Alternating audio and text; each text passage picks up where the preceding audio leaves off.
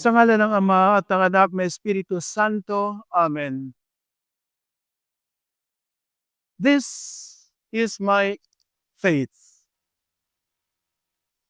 I believe in God, the Father Almighty, who created heaven and earth. I believe in Jesus Christ, His only begotten Son, conceived by the Holy Ghost and born of the Virgin Mary, and redeemed us. I believe in the Holy Ghost, the third person of the Holy Trinity. Ito ang ating pananampalataya. Isa lang ang relihiyon na tinatag ni Kristo noong taong 33. Just one religion in the year 23. When He said to Peter, "Thou art Peter, thou art rock." Ikaw ay isang bato. At sa ibabaw ng batong itong, itatayo ko ang aking simbahan. Upon this rock, I will build my church. One, and only one, exclusive. Those who believe and be baptized shall be saved. Ang sumampalataya at mabinyagan ay maliligtas. Those who don't believe is already condemned. Ang hindi sumampalataya ay nahatulan na. Strong words of our Lord Jesus Christ, but He spoke the truth. Mabigat na pananalita, pero katotohanan.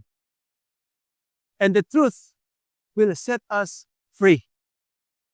Ang katotohanan ang magpapalaya sa atin at magdadala sa atin sa kaliwanagan. This truth will set us free and take us to the light.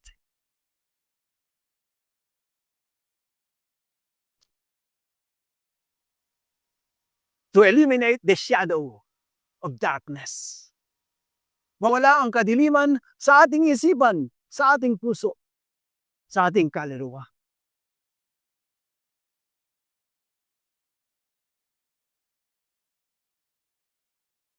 When our Lord Jesus Christ founded His church, they were unified, united, nagkakaisa. Mula sa simula, year 33. Taong 33, nung tinatag niya. May mga kamaliang pumapasok. There were some errors. Like yung Arianism. May mga pumapasok na kamalian noong panahon, unang siglo ng pananampalatayang Katolika. Na si Kristo daw ay hindi Diyos at tao lamang. Jesus is true God and true man. Isa siyang tunay na tao at tunay na Diyos. 100% God, 100% man. Not 50-50. No.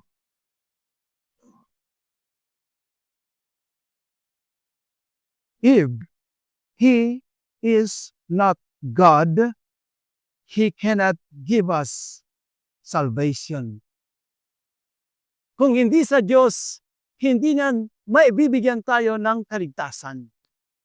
But He said, "He who believes in me and be baptized shall be saved." Can I say that? Pwede ko man sabihin yun? Kung sumampalataya kayo sa akin, kay General Father Kunang, at mabinyagan kayo sa pangalan ko, mariligtas kayo. Can I say that? Of course not. Who am I? Anong kapangyarihan meron ako para sabihin ito? Can I offer you salvation? No! Wala. He is the way, the truth, and the life. Siyang daan, katotohanan, at buhay. Walang iba. There's no other one. Nakalulungkot. It is very sad that after the 1,000 years of the existence of the Catholic Church, of His Church, the Church of Christ, our Lord, after 1,000 years of her existence, biglang nagka-problema. All of a sudden, there was problem. Eastern Church against Western Church. Constantinople against Rome. Gusto nilang pag-awayin yung simbahang ni Kristo na ating Panginoon na dinala ni San Andres doon sa silangan sa East. Against Rome, the head of the Catholic Church. Against Pope. Against Peter. At pagkatapos ng 1,000 years of existence, it is sad. All of a sudden, whoosh, this Catholic bastion was being cut, nahati, divided. Because of ambition, pride, and insubordination to the authority of St. Peter and his successor, the Pope. Dahil sa ambisyon, sa kataasan, sa hindi pagpapasailalim sa kapalit ni San Pedro, Santo Papa. And exactly today, we read this gospel. It is expedient for me to go to my Father. If I do not go, you will not receive the Holy Spirit, the Holy Ghost. Pag hindi ako umalis, hindi na matatanggap ang mga aliw. El Consolador. Kaya dapat, aalis ako. I should go. At pag alis ko, ipadadala ko siya sa inyo. Sino yon? The Holy Ghost. Third person of the Holy Trinity. The Sanctifier. Vivificantem. If I go, I will send you the Paraclete to speak to you the truth. You know, when we say the credo later, after the sermon, we shall sing it. And Spiritum Sanctum Dominum et vivificantem qui ex Patre filioque procedit. At sumasampalataya din ako sa Espiritu Santo na nagbibigay buhay na nagmula sa Ama at sa Anak. Yung at sa Anak, sa Latin yon, filioque. Filioque. And from the Son, proceeded from the Father, and proceeded from the Son. We ex Patre filioque procedit, na nagmula sa Ama at sa Anak. Alam niyo, this is the only word. I said one word kasi kambal yan eh. It's a twin words. It should be separated. Fili o que. Que means end. At filioque sa Anak. So in Latin, just one word, filioque. Because of the word, this word filioque, we have lost. The Catholic Church lost the Eastern Rite. Lahat ng mga taga-Constantinople, iniwan nila ang tunay na simbahang kinatag ni Kristo dahil sa salitang ito. Filioque. They don't believe that the Holy Ghost proceeded also, that is quoque, also from the Son. For them, the Holy Ghost, the Holy Spirit, proceeded only and only from the Father. So they don't recite this Nicene Creed that we sing every Mass, sang Mass.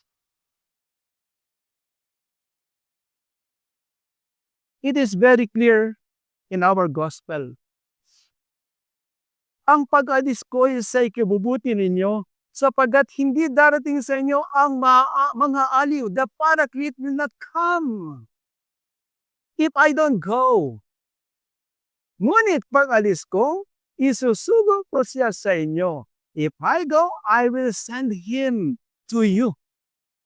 It's very clear. On the Sacred Scripture, Latin, English, Tagalog, Bisaya, whatever language. Very clear. Filioque Quod Nakapit ang simbahang tinatag ni Kristo. At mula sa error na ito, nagsimula na lahat-lahat. Sunod-sunod na yan para to justify themselves. And they call themselves now Orthodox. Orthodox. They adopted this Greek word Orthodox, means true doctrine. To tell everybody that they have the true doctrine. No. The Sacred Scripture has the true doctrine. He proceeded from the Father and from the Son. It's sad. After 1,000 years of the existence of the church founded by Christ, after 1,000 years, all of a sudden, the devil came in and took this portion of the flock of Christ. Of course, some of them came back because they discovered it is true. Very explicit, not implicit, explicit. I will send him to you.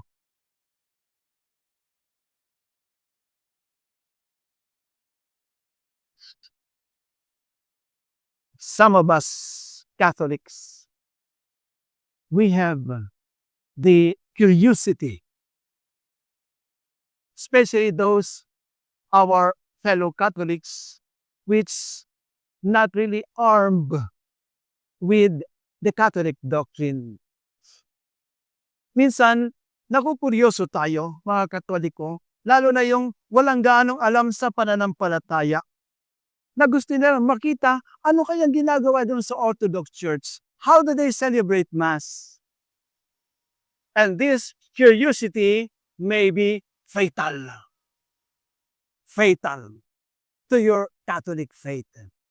Dahil sa kuryosidad mong tingnan, paano kaya sumambay ang mga Hindu, mga Buddhist, yung mga Orthodox, mga Muslim, paano pala sinamba? Tingnan ko nga.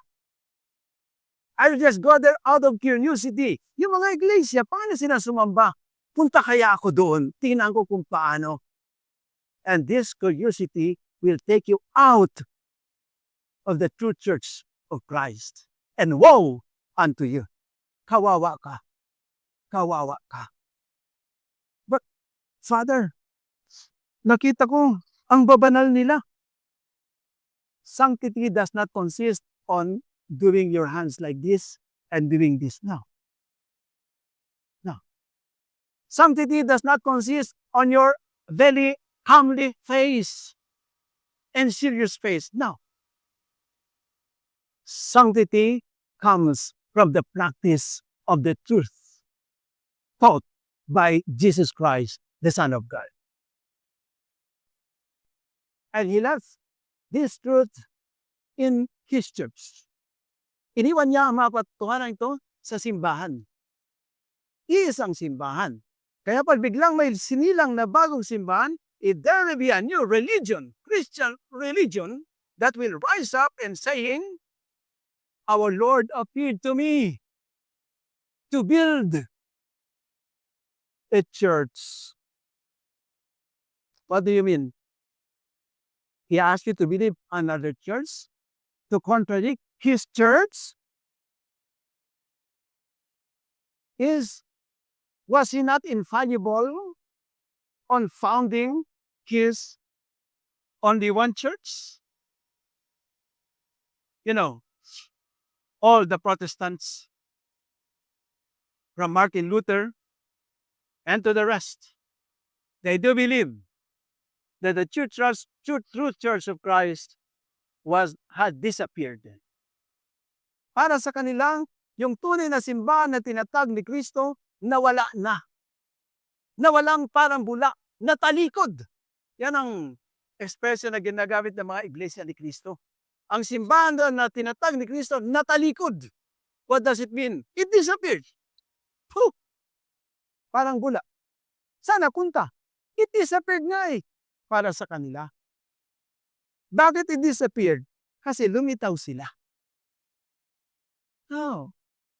Your church founded in 1914? And you said Christ appeared to you? What is your proof? Anong katibayan mo? What is the sign the Catechism asks of a true Christian? Anong tanda ng isang tunay na Christian? You know, before Protestantism, before Martin Lutero left the church, bago niya iniwan ang simbahan, pag sinabi natin Christian, isa lang yan. Or even before the Orthodox had left the church, there's only one Christian. When you say Christian, that is Iglesia Católica Apostolica Romana. Holy Roman Catholic Apostolic Church, Roman. Because led by the successor of Peter in Rome, the Pope. The Pope.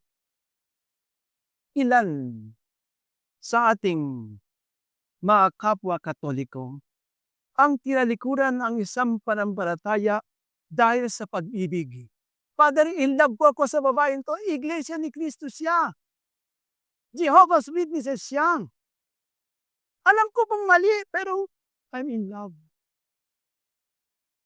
Pinagpalit mo ang buhay na walang hanggan sa isang pansamantalang pag-ibig? You prefer this temporal love and human love to the eternal truth that can save you?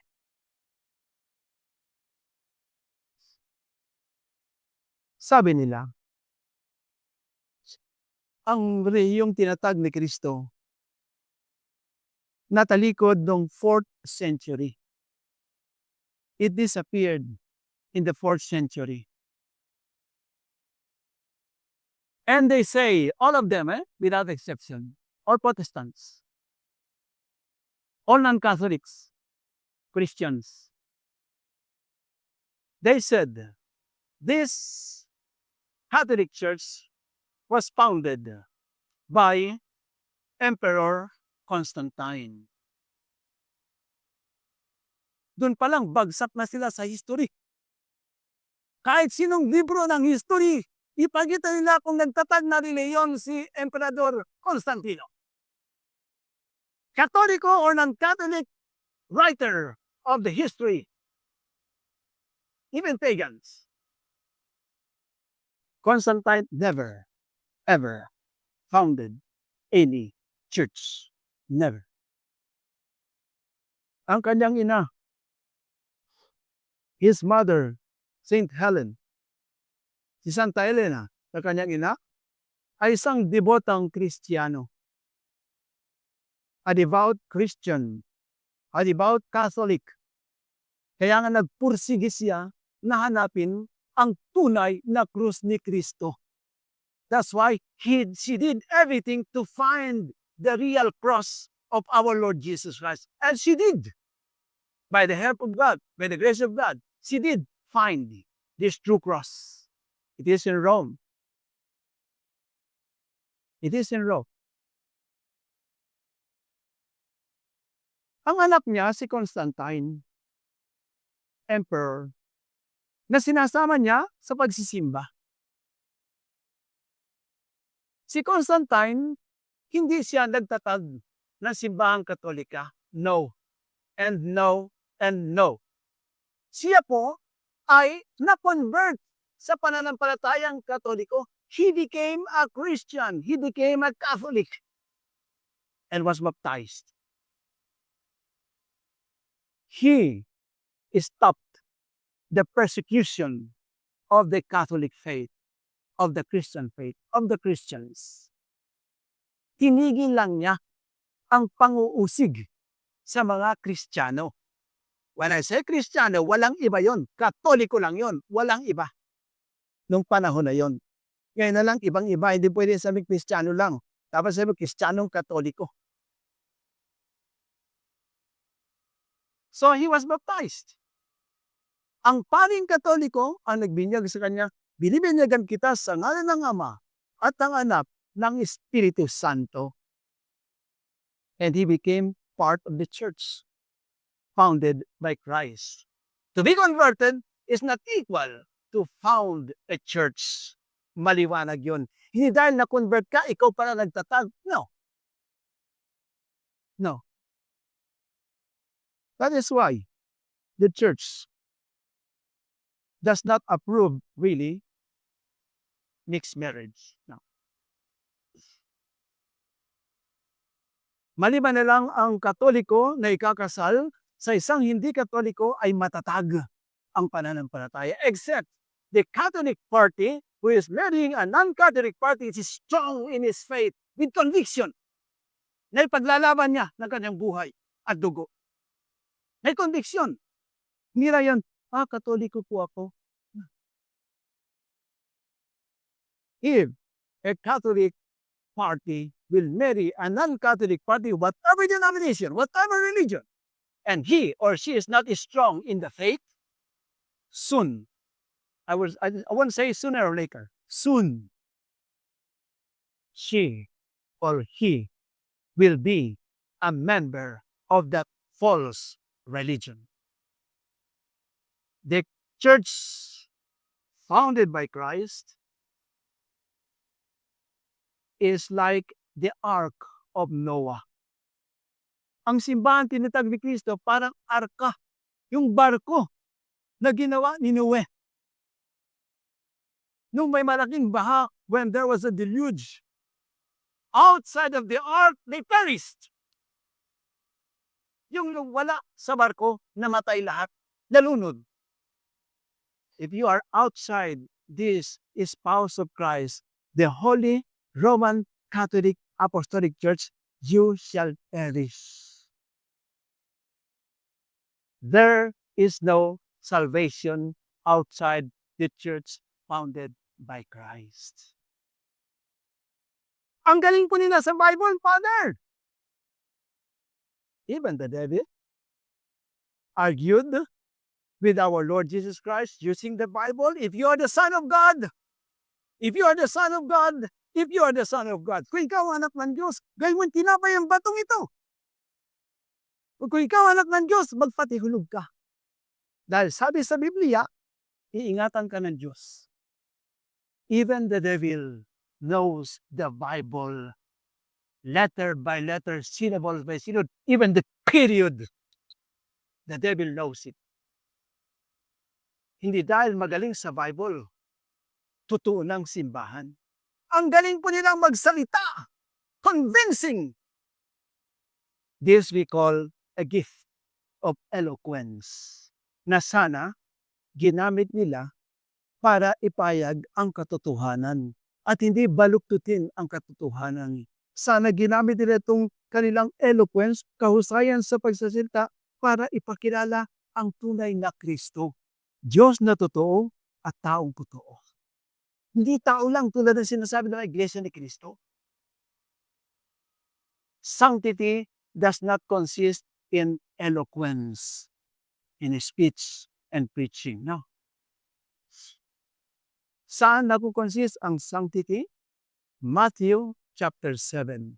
Not all who call me Lord, Lord shall be saved, but those who do the will of my Father.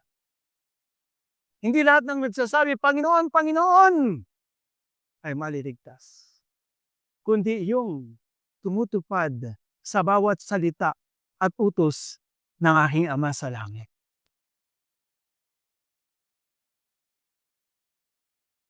To finish with,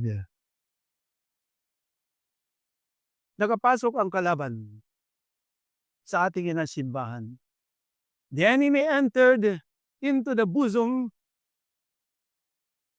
of the spouse of Christ, our Holy Mother the Church, in an appearance seems to be good. Marami yun. There's so many. But I will mention one. Maraming Katoliko ngayon, ating mga kapwa Katoliko, nasa halip magsimba ng Linggo, nagsisimba ng Sabado. Sabado. Bakit?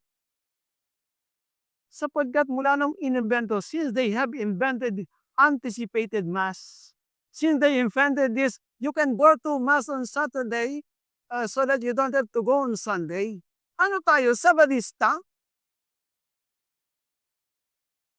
We're becoming Sabadista.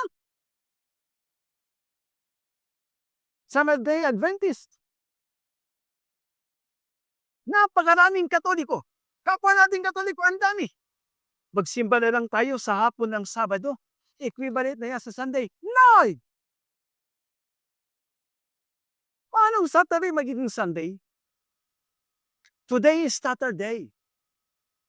You cannot change that to Sunday obligation. Ang batas ng simbahan, makinig ng buong misa tuwing araw ng Linggo at piyestang Pangilin. Nakalagay ba doon Sabado? Wala naman. Kahit sa New Canon Law, wala yan. Sabado. Kung hindi ka makasimba ng Linggo, hindi ka makasimba. May sakit ka. If you are sick. If you are traveling, you cannot go to Mass. Because you're in the plane. Your plane is Sunday. Magsimba na ako ng Sabado, I'll go to Mass on Saturday, that's equivalent to Sunday. No. You can go to Mass on Monday, from Monday to Saturday, but that is not equivalent. It doesn't replace. They do not replace Sunday. Ipangilin mo ang araw ng Pangilin. Ang Sabado, hindi piyestang Pangilin yan. Sa mga Hudyo yan. Sa mga Sabadista yan. We are Catholic. We are children of Rome. And our day of obligation is Sunday. Naging talamak. Disaster. This Saturday Mass in the afternoon. I'm not just saying this. Even our Pope John Paul II, he wrote an encyclical about this abuse. Instead of going to Mass on Sundays, go on outing. John Paul II, Pope John Paul II, he said this. He didn't, not only he said, he wrote this in his encyclical Sunday Obligation.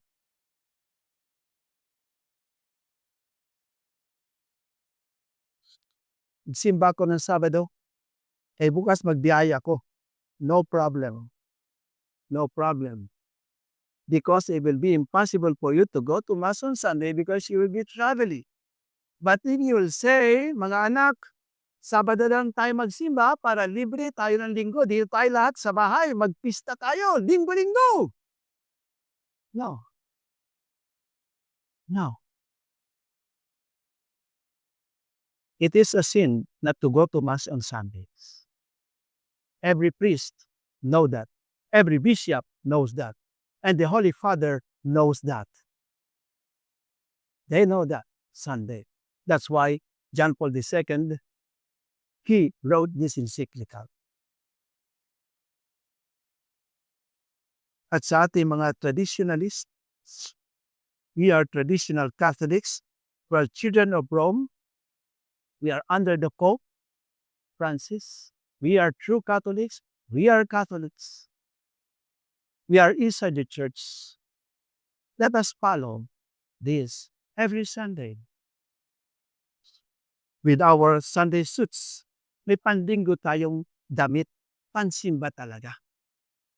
Pansimba talaga.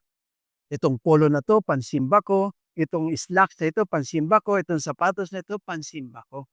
Huwag tayo magsimba ng naka-shorts. Huwag tayo magsimba ng butas yung pantalon. Butas yung maong. Ano ka, binaril? Abay, kung binaril ka, maintindihan ko pa. Papasok ka, butas-butas yung sa tuhod. Kung nabutas yan, dahil paglakad mo na nakaluhod, fine. wala kang kalyo eh. No? Oh. Non-dead set, we call that in Latin, hindi akma. Dapat yung pananamit natin, akma sa ating sasambahin. The way we dress should be according to the dignity of the one we are worshiping, our Lord Jesus Christ. Kasi Father, galing po ako sa sports. I came from playing tennis. I came from playing basketball. So I came here, wala na pong time magpalit. I don't have time anymore to change. So this is my suit. Why can we say the other way around? Mag-swimming ka, nakabarong. Mag-swimming ka, nakakurbata ka. Sabihin doon, ay bawal dito mag-swimming. You don't swim with blazer, with the slacks, with the black shoes. You don't do that. Kasi galing pa akong simbahan, wala nang tayo magpalit. So magsiswimming ako, nakasapatos at naka-slack. Can you do that? Of course not. Katawa-tawa ka dyan. Ganun din ang pagsisimba na naka-shorts. Kahit mamahalin pa yung short mo, maganda pansin mo, short pa rin yan. If we really love our Lord, we shall adore Him in spirit and in truth. The spirit, our soul in the state of grace. Wala tayong mortal sin.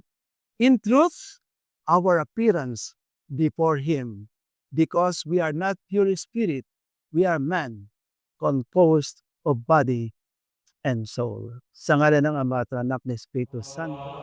Follow for more Catholic sermons.